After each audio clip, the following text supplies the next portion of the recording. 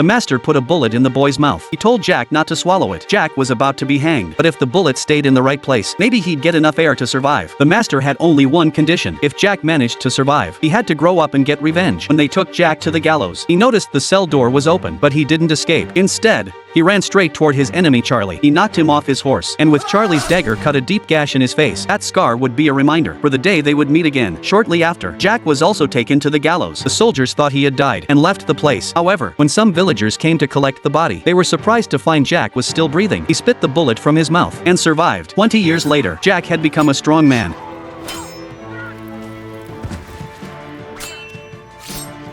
He finally found Charlie. He recognized him by the scar on his face. Since Charlie had many henchmen, Jack had to stalk and wait for the right moment to strike. That day, Charlie was transporting supplies with his men. A rocket suddenly fell from the mountaintop, destroying one of the vehicles. Everyone ran to hide in terror. Charlie, seeing the enemy attack, ordered his men to row hard to cross the river. At that moment, Jack suddenly appeared from the bottom of the boat. He quickly climbed onto the deck. A henchman swung his knife at Jack, but he easily dodged it and killed him with one thrust. Charlie realized he had fallen into Jack's trap. Even though he had brought many men onto the boat, the vessel was narrow. They could only attack Jack one at a time, but Jack was invincible in single combat. They could only be eliminated one by one. At that moment, the henchmen were terrified of Jack. They didn't dare to move. Jack took advantage to push through the crowd. He grabbed Charlie and jumped into the water. At the same time, his accomplice took aim at the boat. A rocket destroyed the entire vessel. Jack and Charlie fought in the water for half an hour. He finally captured him, but Jack didn't kill Charlie. He took him to the execution site from years ago. He wanted all the old spirits to witness his revenge. Jack hung Charlie from a tree. Watching Charlie stop struggling as he swayed,